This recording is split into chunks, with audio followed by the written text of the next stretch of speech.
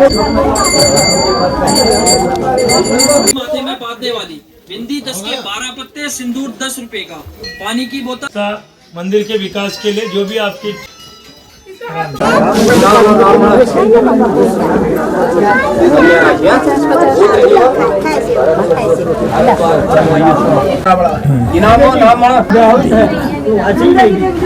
राशि परिवार मनोकामना निमित्त के हवन पाठ जा तुम ले इनाम गोत्र भारद्वाजी गोत्र कदे फरा नमस्कार, मैं चंद्रशेखर जोशी, देवभूमि टुडे में आपका स्वागत है। आज होली है, सभी को होली की बहुत बहुत शुभकामनाएं। रंगों का पर्व सभी के जीवन में खुशहाली दे, समृद्धि दे, संपन्नता दे, जीवन को खुशी के रंगों से सराबोर कर। और होली के साथ ही चंपावत के ऐतिहासिक आध्यात्मिक पीठ माँ पूर्णागिरि देवी, माँ पूर्णागिरि धाम का मेला शुरू हो गया है, ऐसा कहा जा सकता है।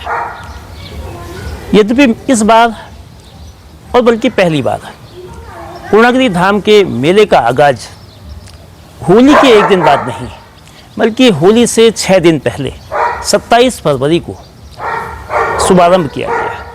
मुख्यमंत्री पुष्कर सिंह धामी ने मेले का शुभारंभ किया था। बहरहाल जो मेले में श्रद्धालुओं की आवाजाही होती है मुख्य रूप से बड़ी तादाद में, वो आज शाम और उसके बाद से शुरू होगी। मेला 15 जून तक चलेगा। चंपावत की पहचान, या कह सकते हैं कि उत्तराखंड की पहचान, प्रसिद्ध आध्यात्मिक पीठ, प्रमुख शक्तिपीठ माँ पूर्णागिरि धाम की वजह से उत्तर भारत और देश के दूसरे हिस्सों में पहचान बनी हुई है। इस बार मेले में क्या खास है, मेले की व्यवस्थाएं कैसे बेहतर हैं, कैसे बेहतर होंगी। वर्ष 2025 के आंकड़ों की अगर बात करें, अनुमान के मुताबिक 30 लाख से अधिक श्रद्धालु साल भर में देवी दर्शन करने के लिए आए और उम्मीद है कि इस बार ये तादाद बढ़ सकती है। 2025 में प्रयाग में महाकुंभ था, इसकी वजह से संख्या में कुछ कमी आई थी। व्यवस्थाएं प्रशासन की ओर से, व्यवस्थाएं पुलिस की ओर से पुख्ता करने के दावे किए गए हैं। ये मेला जिला पंचायत संचालित होता है, यानी कि जिला पंचायत इस मेले का आयोजन करती है। मेले को लेकर हम जहाँ पर इस वक्त हैं, तकरीबन यहाँ से यानी कि चंपावत से 100 किलोमीटर दूर प्रसिद्ध शक्तिपीठ है, माँ पूर्णागिरि देवी का शक्तिपीठ है। और उस शक्तिपीठ की जो मान्यताएं हैं वो पूर्णागिरि के पंडित जी बता रहे हैं। माता पूर्णागिरि धाम 108 शक्तिपीठों में से एक सुप्रसिद्ध शक्तिपीठ है। जब राजा दक्ष ने कनखल हरिद्वार में एक यज्ञ कराया और अपने जामाता और पुत्री पार्वती माता को नहीं बुलाया, तो पार्वती शंकर भगवान से जिद करने लगी कि मुझे वहाँ पर जाना है, और क्योंकि मेरे पिताजी के यहाँ यज्ञ हुआ है। और शंकर भगवान के मना करने के बावजूद भी जब माता पार्वती उस यज्ञ कुंड में चली गई, तो राजा दक्ष ने उनका अपमान किया और इस अपमान से क्रोधित होकर उन्होंने उसी यज्ञ में अपनी आहुति दे दी। जब शंकर भगवान को ये पता चला तो तीनों लोकों में हाहाकार मच गया और उस नाश को लेकर के पूरी तीनों लोकों में वो विचरण करने लगे। देवी देवताओं में, पृथ्वी में, नभ में, जल में, थल में सब हाहाकार मच गया। जब देवी देवताओं ने स्तुति की है तो उस स्थिति के बाद उन्होंने 52 शक्तिपीठों को 52 शक्ति उसके अंग किए हैं, जिसमें से एक नाभि का अंग यहाँ पर गिरा है। प्रत्येक वर्ष चैत्र की नवरात्रि से यहाँ पर मेला होता है और जो भव्य रूप में जाता है, जिसका आयोजक जिला पंचायत एवं जिला प्रशासन है। माता जो है ये अभीष्ट फलदायिनी है, वरदान देती है। वैसे तो मेला ये साल भर चलता है, लेकिन मुख्य रूप से चैत्र की नवरात्रि से पूरे जो गुप्त नवरात्रि होती हैं आषाढ़ की, वहाँ तक लगातार ये मेला चलता है। और हम सारे जितने भी लोग हैं, हमारी मंदिर समिति, हमारे वहाँ के जनप्रतिनिधि, हमारे स्थानीय दुकानदार, इन सब की सेवा करते हैं। सब तीर्थयात्री माता का आशीर्वाद लेके अपने घर को वापस जाते हैं। टनकपुर से लेकर 24 किलोमीटर दूर मुख्य मंदिर तक तमाम तरह की व्यवस्थाएं, पथ प्रकाश से लेकर चिकित्सकीय व्यवस्थाएं, परिवहन व्यवस्थाएं, पार्किंग की व्यवस्थाएं, पुलिस यानी कि जो सुरक्षा की व्यवस्था, और यहाँ तक कि शारदा नदी और बूम का जो स्नान घाट है उसमें जल पुलिस इत्यादि तमाम व्यवस्थाएं करने की पुलिस प्रशासन की ओर से मुकम्मल व्यवस्था करने के दावे किए गए हैं। मैडम, पूर्णागिरि मेले को लेकर जो 4 तारीख से एकाएक श्रद्धालु आते हैं, बड़ी तादाद में आते हैं, हज़ारों की संख्या में, तो जो आप लोगों के जो पुलिस के थाने बनते थे, क्या वो इस समय फॉर्म हैं, बने हैं, और पुलिसिंग जो बाहर के ज़िलों से आती थी वो कब तक आएगी? 27 फरवरी से माँ पूर्णागिरि धाम मेला का विधिवत शुभारंभ किया जा चुका है। इसको लेकर के प्रशासन में, पुलिस में, अन्य स्तर पर जो भी बैठकें आयोजित की जानी थी वो समस्त की जा चुकी है। इस आयोजन को लेकर के जो जनपद स्तर पर जो व्यवस्थाएं की जाती थी पुलिस परिदृश्य से, वो समस्त की गई हैं। इसको लेकर के 3 अस्थायी थानों का गठन किया गया, साथ ही एक अस्थायी चौकी, उसके अलावा जो हमारे स्थायी थाने में चौकी हैं सभी को स्थापित करते हुए आवश्यक पुलिस प्रबंधन हेतु बल दिया गया है। हमारे द्वारा, चूँकि ये बहुत बड़ा मेला होता है, विगत वर्ष 20 लाख के संख्या में यहाँ पे श्रद्धालु आए थे, तो हम उम्मीद कर रहे हैं कि इस वर्ष और अधिक संख्या में श्रद्धालु यहाँ आएंगे और माँ के दर्शन करेंगे। उसको लेकर के हमारे द्वारा जो फोर्स की डिमांड की गई थी वह हमें 3 चरणों में प्राप्त हो रही है। प्रथम चरण की फोर्स हमें प्राप्त हो चुकी है, जिनको हमारे द्वारा ड्यूटी चार्ट बनाते हुए थे उनको अपने ड्यूटी पॉइंट पर तैनात किया गया है। इसके अतिरिक्त व्यापक स्तर पर फायर सेफ्टी मेजर्स भी अडॉप्ट किए गए हैं। वह सीसीटीवी कैमरा से संपूर्ण धाम परिसर को आच्छादित किया गया है। वह ट्रैफिक हेतु पार्किंगों को भी सुदृढ़ करते हुए वहाँ पे पार्किंग व्यवस्था दुरुस्त की गई है। इसके अलावा जो भी क्राउड का या जो श्रद्धालुओं का आगमन रहेगा उसको लेकर के वैकल्पिक व्यवस्थाएं क्या हो सकती है, वो सभी हमारे द्वारा चिन्हित कर ली गई है। उस हेतु सभी जो दायित्वधारी है उनको उस हेतु निर्देशित भी किया गया है। इन तमाम व्यवस्थाओं के बीच आज 4 मार्च से माँ पूर्णागिरि धाम में जो दर्शन हैं वे 24 घंटे हो सकेंगे। दिन में तो पहले भी होते थे, लेकिन रात के वक्त 8 बजे के बाद सुबह 7 बजे तक देवी धाम के कपाट बंद कर दिए जाते थे, और ये व्यवस्था 2 जनवरी से लागू थी। बरसातों में भी यही व्यवस्था होती है कि रात के वक्त दर्शन की इजाज़त नहीं होती है सुरक्षा कारणों से, लेकिन आज 4 मार्च से 24 घंटे श्रद्धालु देवी के दर्शन कर सकेंगे। चूँकि बड़ी तादाद में, हजारों की संख्या में प्रतिदिन तीर्थयात्री आते हैं, दूर से आते हैं, देश के अलग अलग कोनों से आते हैं, उनके लिए ये मंदिर समिति का एक अच्छा कदम है।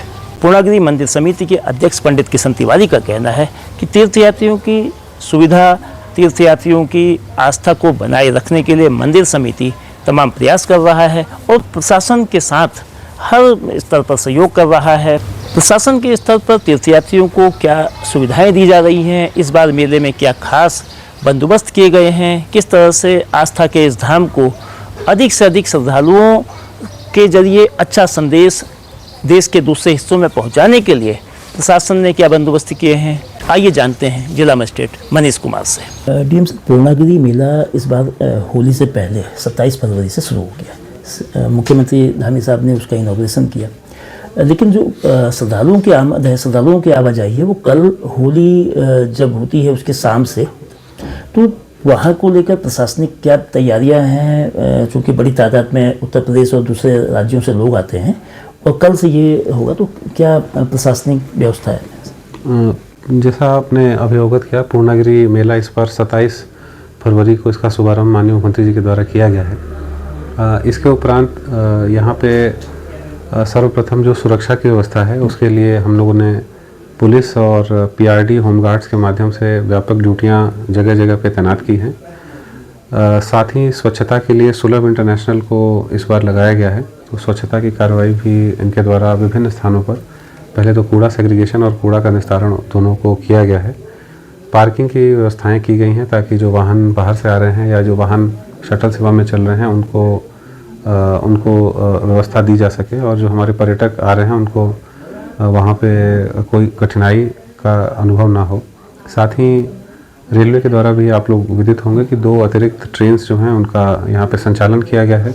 लोहाघाट डिपो में 2 अतिरिक्त बसेस भी इस मेले के संचालन के लिए की गई हैं, और माननीय मुख्यमंत्री जी की एक परिकल्पना देहरादून से लेकर के टनकपुर के लिए हेलीपैड की सुविधा, ताकि जो हमारे गढ़वाल के जो दर्शनार्थी हैं वो भी यहाँ पर आ सकें और पूर्णागिरि माँ का दर्शन कर सकें, तो वो भी कार्रवाई इसमें चल रही है। पीडब्ल्यूडी के द्वारा सड़कों का सुधारीकरण किया गया है और साथ ही इस वर्ष आपको यह भी एक हम लोग के लिए हर्ष का विषय है कि 2 हमारे मुख्य पुल जो बारिश में हमारा मेला डिस्टर्ब होता था, उन पुलों का भी कार्य इस वर्ष प्रारंभ होने जा रहा है। तो बाटनागाड़ में और किरोड़ा नाला में इन दोनों जगह पे पुलों का निर्माण इस बार से इसी वर्ष से प्रारंभ होना है। इसके अतिरिक्त पेयजल, स्वच्छता, बिजली, विद्युत, ये सब ऑडिट जो है हम लोगों ने कराया है ताकि किसी भी दशा में कोई अप्रिय घटना ना हो। और क्राउड मैनेजमेंट, क्राउड कंट्रोल के लिए भी लगातार हम लोग का जो CCTV सिस्टम है उसको हम लोगों ने एक्टिवेट किया है। लगभग 150 कैमरे हमारे इस पूरे सड़क पर जो है वो निगरानी कर रहे हैं। इसमें अगर कहीं हमें क्राउड ज़्यादा दिखता है तो उसको उसमें अलर्ट सिस्टम्स भी हैं, तो उसको इस पर भी कार्य किया जा रहा है। साथ ही पूर्णागिरि मेले में के और अच्छे संचालन के लिए इस वर्ष integrated command and control system का निर्माण शारदा कॉरिडोर के अंतर्गत जो है वो किए जाने का प्राविधान भी किया गया है। तो कुल मिलाकर के एक व्यापक तैयारी की गई है। रिलीफ सेंटर्स बनाए गए हैं, चिकित्सकों की नियुक्ति भी की गई है। पृथक से वहाँ पे हमारी एम्बुलेंसेज भी इस बार हमें प्राप्त हुई हैं CSR से, माननीय मुख्यमंत्री जी के निर्देशन में। उसको भी हम लोग वहाँ पर उपयोग में ला रहे हैं। और सभी जितने भी हितधारक हैं उन सभी के साथ हमारी 3 बार की बैठकें हम लोगों ने करी हैं और इस पर लगातार जो है हम लोगों ने माननीय आयुक्त महोदय को भी इस पर ब्रीफ किया गया है। तो एक सफल कार्यक्रम के लिए जो प्रशासन है वो इसके लिए वचनबद्ध है, कटिबद्ध है और कार्य कर रहा है। डीएम सर, तमाम व्यवस्थाएं बेहतर करने के लिए मतलब कदम उठाए जा रहे हैं, लेकिन एक समस्या वहाँ दीर्घकालिक है, काफ़ी समय से है, मोबाइल कनेक्टिविटी की। तो एक तो शॉर्ट टर्म में क्या मेला अवधि में कोई ऐसी व्यवस्था है कि कोई अल्टरनेट सिस्टम ईजाद किया जाए, और लॉन्ग टर्म में वहाँ परमानेंट व्यवस्था कैसे हो? इसमें संचार की व्यवस्था के लिए हमने पहले तो एक BSNL की वहाँ पे 2 अतिरिक्त टावर वहाँ पे लगाए गए हैं। साथ ही इस बार अभी जो उच्च स्तरीय मुख्य सचिव महोदय की समिति की बैठक है होती है, उसमें हमें वायरलेस कम्युनिकेशन सिस्टम्स के लिए उस क्षेत्र के लिए ही, पर्टिकुलर क्षेत्र के लिए हमें अतिरिक्त 5 करोड़ की धनराशि भी दी गई है, जिस पर अब कार्य हम लोग प्रारंभ कर रहे हैं। इसके अलावा हम लोगों ने जियो जो है, यहाँ पे जियो की टीम है, उनसे भी आग्रह किया है। उनको हम लोग भूमि और स्थल जो है वो प्रोवाइड कर रहे हैं और वहाँ पे जो संचार की व्यवस्था है उसको सुदृढ़ करने के लिए काम किया जा रहा है। इसके अतिरिक्त हम लोगों ने अन्य जो हमारे मोबाइल ऑपरेटर्स हैं जैसे कि एयरटेल है, उनको भी हम लोगों ने अपने साथ हमारी जो टेलीकॉम समिति की बैठक होती है उसमें उनको अवगत किया गया है। तो इसमें हम लोग टारगेट कर रहे हैं कि मई तक जो जहाँ पर गैप्स अभी भी शैडो जोन्स हैं उनको हम लोग फुलफ़िल कर लें। और मेला जो क्षेत्र है, जो सड़क है, उनके आसपास वाईफाई सिस्टम्स जो मैंने आपको जो बताया है, ऐसे शैडो जोन्स में wifi systems, public wifi systems के माध्यम से लोगों को संचार की व्यवस्था वहाँ पे प्रोवाइड करें, तो उस पर भी काम कर रहे हैं। सर, एक टैक्सी यूनियन ने संभवतः आपको ज्ञापन भी दिया था पिछले दिनों, जब बनबसा का कैंप था 28 फरवरी को। शटल सेवा का जो ठुलीगाड़ से भैरव मंदिर है उसका वो विरोध कर रहे हैं, तो क्या शटल सेवा को लेकर प्रशासनिक नज़रिया क्या है?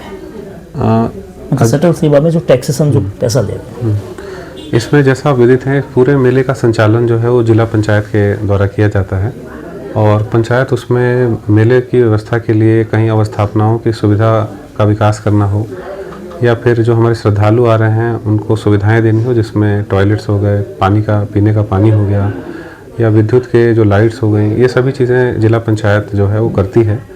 क्योंकि जिला पंचायत के संसाधन सीमित हैं, तो संसाधनों को अपने बनाने के लिए, अपनी किटी बनाने के लिए उनके द्वारा विभिन्न प्रकार के नागरिक सुविधा शुल्क लिए जाते हैं। उसी में ये शटल सेवा वाला भी प्रकरण था, परंतु इसमें जो वहाँ के स्थानीय टैक्सी चालक थे उनका विरोध आया, तो उसके क्रम में जिला पंचायत के द्वारा ही निर्णय लेते हुए इस टेंडर को कैंसिल कर दिया गया है।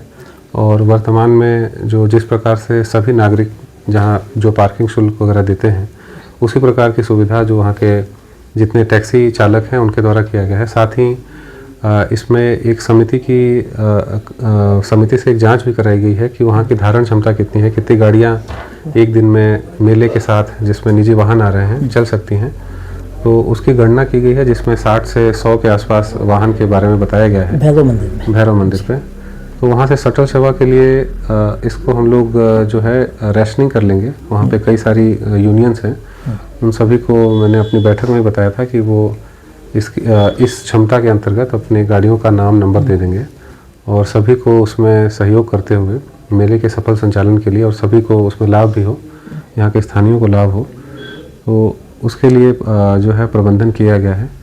और आपके माध्यम से पुनः मैं अपील करूँगा जो समस्त हितधारक हैं, आप सभी लोग की सुविधा के लिए और श्रद्धालुओं के लिए मेला जो है हम लोगों ने इसमें कई सारे रूल्स का ये किया है जो हम लोगों ने सभी ने मिल करके निर्धारित किया, तो उसका सभी पक्ष जो है वो अनुपालन करेंगे और श्रद्धालुओं को जो सुविधाएं देनी हो बिना किसी कठिनाई और अड़चन के मेले का सफल संचालन में सभी सहयोग करेंगे। डीएम जी, पूर्णागिरि मेले में चूँकि टनकपुर के एसडीएम मेला मजिस्ट्रेट होते हैं, वो पद 1 महीने से करीब खाली है ट्रांसफ़र के चलते, और पूर्णागिरि मेला क्षेत्र में लगभग 90% फॉरेस्ट एरिया है, रिजर्व फॉरेस्ट बड़े। तो चंपावत जिले के चंपावत डिवीज़न के जो फॉरेस्ट ऑफिसर हैं वो भी पद भी अक्टूबर से खाली है, तो इसको लेकर आपके शासन में कोई बात हुई, कब तक ये पद भरे जा सकते हैं? देखिए, इसके क्रम में चूँकि नियुक्तियाँ जो हैं वो नीतिगत प्रकरण होती हैं, परंतु शासन में जैसा आपने बताया वहाँ पे अवगत कर दिया गया है। जो मेला क्षेत्र पड़ता है वो हल्द्वानी फॉरेस्ट डिवीज़न और हमारा कुछ पोर्शन जो है उसमें तराई ईस्ट फॉरेस्ट डिवीज़न में है, तो उन दोनों डीएफओ के माध्यम से नियुक्ति भी की गई है। यहाँ पे कुछ जो कार्मिक हैं उनको डेडिकेटेड वहाँ पे डेजिग्नेट करके रखा गया है। एसडीएम की जहाँ तक बात हुई है, बात कही है आपने, एसडीएम के लिए भी हम लोगों ने रिक्वेस्ट भेज रखी है और मुझे आश्वस्त किया गया है कि शीघ्र ही यहाँ पे जो पद रिक्त हैं उसको भर लिया जाएगा।